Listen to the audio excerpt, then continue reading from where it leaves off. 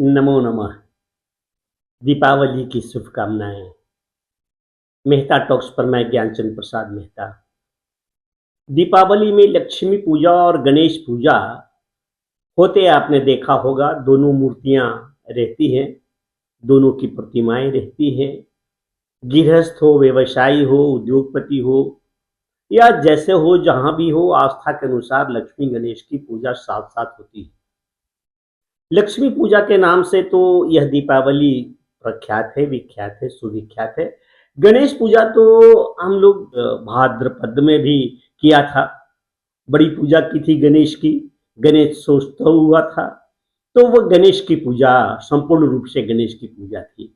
लेकिन ये लक्ष्मी जी की प्रतिमा के साथ, माँ लक्ष्मी जी की पूजा के साथ गणेश की पूजा क्यों? कई माध्यमों से आपने भी जाना होगा, जान लिया होगा। आजकल सोशल मीडिया का वो समय है, वक्त है, तो इस माध्यम से भी कईयों ने, आप लोगों ने पढ़ा होगा। लेकिन एक बार मेरे द्वारा भी, जिन्होंने नहीं सुना नहीं जाना उनके लिए भी, कि आखिर गणेश लक्ष्मी की दोनों को साथ पूजा क्यों करके करते हैं, रखते हैं। प्रश्न है कि लक्ष्मी पूजा आज के समय, वैसे तो दीपावली 2-4 दिनों का त्योहार है और ये कई प्रकार के उत्सव हो जाते हैं, कई प्रकार के बीते हुए यादों को स्मरण करके उन्हें पूजे जाते हैं। खैर, लेकिन मेरा आज मुख्य बिंदु है लक्ष्मी और गणेश की साथ साथ पूजा। तो क्यों होते हैं ये पूजा? तो आज के दिन ही समुद्र मंथन के बाद लक्ष्मी जी का प्राकट्य हुआ था और वह विष्णु जी को सौंप दी गई। विष्णु की पत्नी हुई, पति पत्नी थी, पति पत्नी थे, पति पत्नी हुए। लक्ष्मी जी धन और ऐश्वर्य की महारानी थी, रानी थी, वो स्वामिनी थी, धन और ऐश्वर्य की।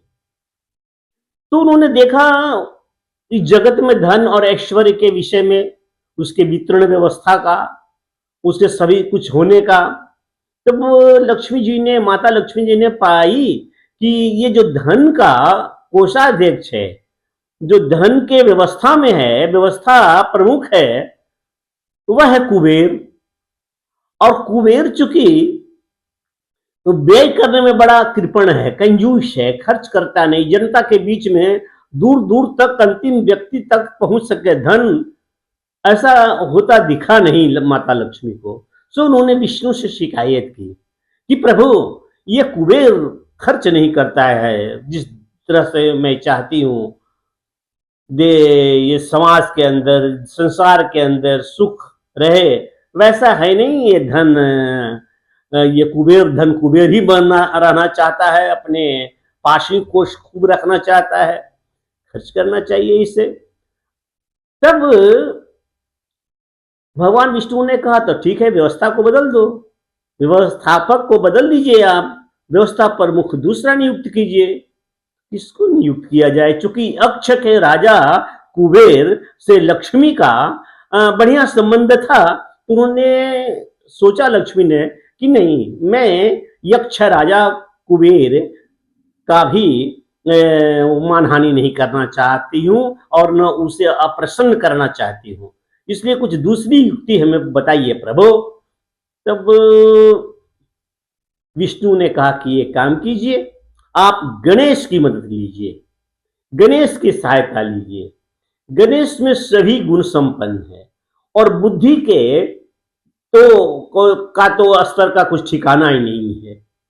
बहुत ही बुद्धिमान है और बहुत ही अच्छे व्यवस्थापक भी है, और उनसे आप कहिए कि आपका वो सहयोग करते हैं गणेश, तो सबसे बड़ी बात हो जाएगी।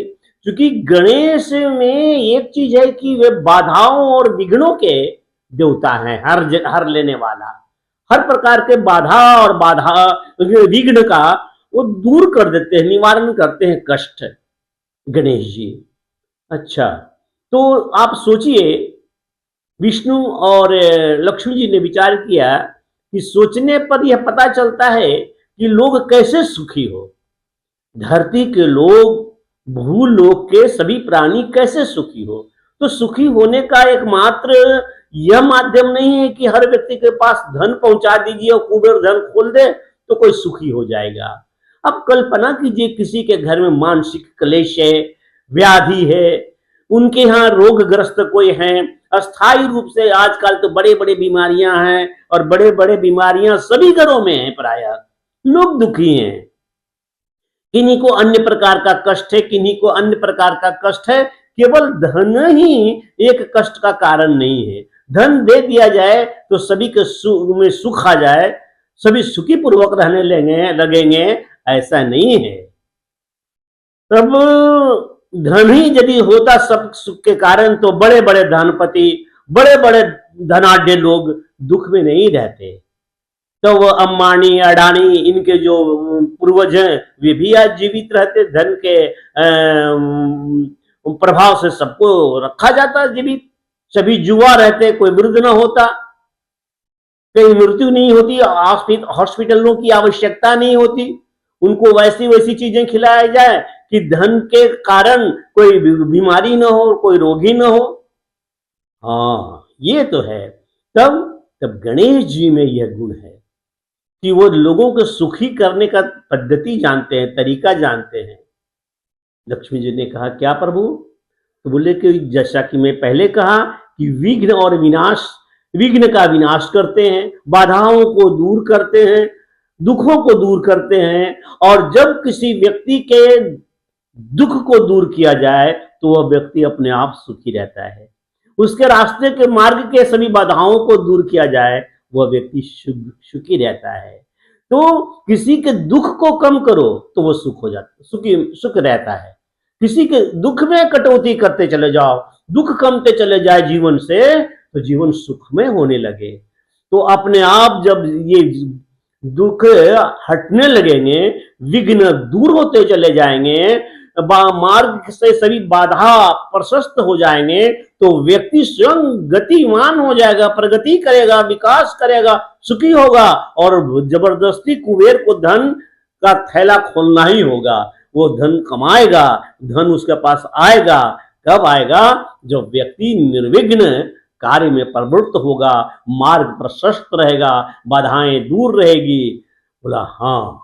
तो इसलिए गणेश का सहायता लक्ष्मी जी ने लिया और कहा कि ठीक है, आप इस कार्य को तो करना ही है, आपको बाधाओं विघ्नों को इससे दूर करिए, समाज को, धरती के लोगों को। तो एक बात है गणेश जी, आपको मेरे साथ रहना होगा जहां जहां मैं जाऊंगी। और वो लक्ष्मी जी ये कार्तिक के अमावस्या में वो समुद्र से प्रकट हुई थी, उस दिन वह पृथ्वी पर आती है।